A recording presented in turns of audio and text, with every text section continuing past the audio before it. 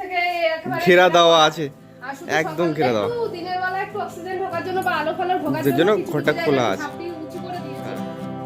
বড় বাবুর ফার্মিংয়ে আজ আরও একটা আপডেট, আরও একটা নতুন ভিডিও নিয়ে আপনাদের সামনে তুলে ধরতে চলেছি। আজ কিন্তু ছাগল পালনের উপর ভিডিও। শীতকাল চলে এসছে, শীতকালে ছাগলের জন্য কী কী ট্রিটমেন্ট নেবেন সেগুলোর উপরেই নানান কথা হবে। তো দেরি না করে চ্যানেলটিকে লাইক করুন, শেয়ার করুন আর সাবস্ক্রাইব করে সঙ্গে থাকুন। আর নানান আপডেট পেতে আমরা কিন্তু আপনাদের সাহায্য করব। তাহলে চলুন শুরু করা যাক শীতকালে ছাগল পালন কিভাবে করবেন। তাহলে বড় বাবুর ফার্মিংয়ে সবাইকে স্বাগত জানিয়ে আর একবার ভিডিও। আর এই আজকে চলে আসলাম মেজো মামির কাছে, যে কিনা ছাগলের উপর স্পেশালি ধ্যান দিয়েছে। তো মামি, শীতকাল পড়ে গেল, আজকের টপিক কিন্তু ওটাই যে শীতকালে ছাগলের হ্যাঁ special treatment. Special treatment actually ছাগল হচ্ছে বর্ষাকাল আর শীতকালে একটু স্পেশালি ওদের দিকে একটু ধ্যান দিতে হবে। কারণ শীতকাল এই বর্ষাকাল যেহেতু আপনার যেরকম ঠান্ডা ঠান্ডা লাগার একটু সমস্যা আছে, শীতকালেও সেরকম ঠান্ডা লাগার সমস্যা বেশিটা। মানে এখানে শীতকালে যেহেতু ওদের খাবার মানে শীত ঠান্ডা থাকছে, ওদের প্রোটিনের চাহিদাটাও হিসাবে থাকছে, সেই হিসাবে ওরা পাচ্ছে না।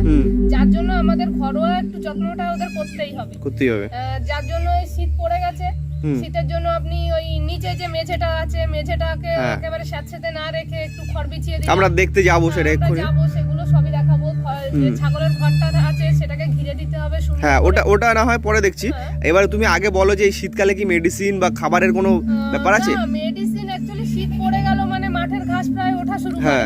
তাহলে আমরা ওই অল্প কদিন একটু খড়টা দিলাম, দিয়ে যেই মাঠে ধানটা উঠে যাবে টোটালি মাঠের খাবারটা খাওয়ালে সবথেকে ভালো হয়। আচ্ছা, সেটাকে খরচাও কম হবে। যার জন্য আমাদের এই একটু দেখিয়ে দাও, মোটামুটি ধানটা প্রায় উঠে হ্যাঁ দেখি এই যে ধান পাক ধরে গেছে। আমি ক্লোজ নিয়ে কিন্তু আবার আরেকবার ধানের ভিডিও দেখিয়ে দেবো। আর এই যে ছাগলগুলো কিন্তু এখন এখানেই খাচ্ছে, বেশ আরামে খাচ্ছে, খড় বিছিয়ে দিয়ে রেখেছিস, খুব ভালো খড় খাচ্ছে, ঘাস খাচ্ছে। নতুন খড় উঠেছে, অল্প কিছু মাঠে ধান পরিষ্কার হয়েছে, যার জন্য সেই খড়গুলো খাচ্ছে, কাঁচা খড় আছে, কাঁচা খড়। তাহলে আপনারা দেখতেই পাচ্ছেন ধান কিন্তু প্রায় উঠে যাওয়ার পথে। আর ধান উঠে গেলেই কিন্তু ছাগলের খাওয়ার জন্য বেশ অনেকটা স্পেস ফ্রি হয়ে যাবে। তাহলে চলুন এবারে ছাগল থাকার জায়গা ঘর দেখে নিই। তাহলে চলো ভিতরে যাই, এবার গিয়ে দেখে আসি। মাঠের ঘাস হলে মাঠের ঘাসটা আমরা খাওয়াবো, কিন্তু আগে এটাকে একটু ট্রিটমেন্ট করে নিই। হ্যাঁ মোটামুটি মাঠে যাচ্ছি, ঘরটা আগে দেখা। তাহলে এবার ছাগলের ঘরটা দেখে নিই। এই হচ্ছে ছাগলের ঘর। হ্যাঁ,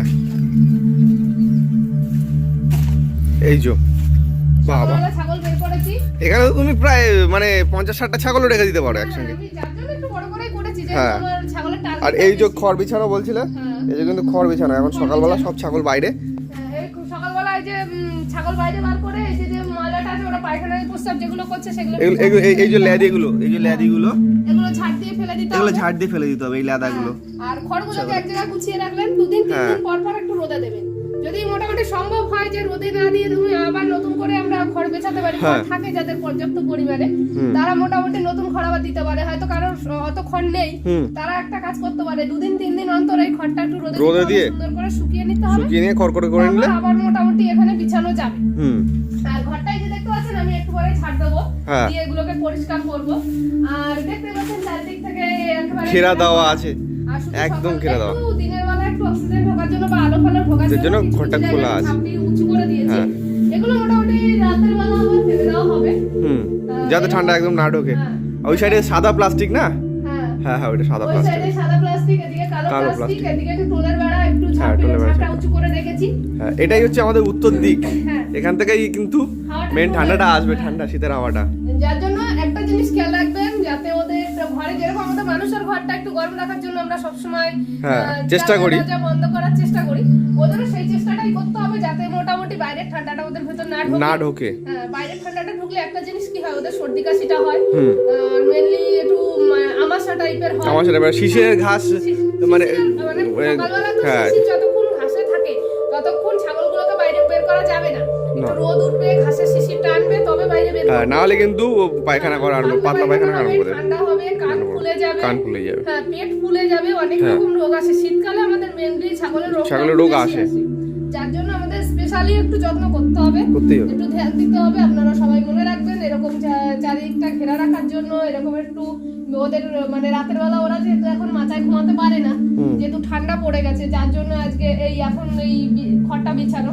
এরকম আপনারা চেষ্টা করবেন মাচায় শীতকালে রাখার থেকে খড়টা বিছিয়ে। ওই যে মাচাটা একটু ক্লোজ দেখিয়ে দিই, মাচাগুলোর উপরে ওরা দাঁড়িয়ে দাঁড়িয়ে উঠে থাকতে পারে। বর্ষাকালে মাচার উপর থাকে বা অন্য টাইমে মাচার উপর থাকে, কিন্তু শীতকালে ওরা গরমটা বেশি পছন্দ করে, যার জন্য আমরা এইগুলো বিছিয়ে রেখে। আরে আগুনটা জ্বালানো কেন এখানটা? আগুনটা মশা তাড়ানো হয়, মাঝে মাঝে মশা তাড়ানোর জন্য। হ্যাঁ, গাও গরম করানোর জন্য। এটা শীতকাল বলে না, এটা গরমকালেরও করা হয়।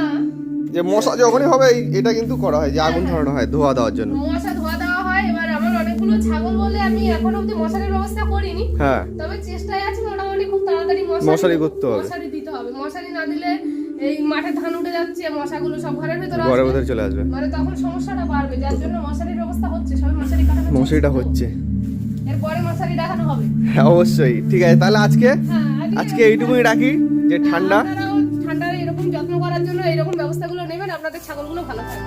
একদম একদম। তাহলে আসছি আমরা নেক্সট ভিডিওয়ে।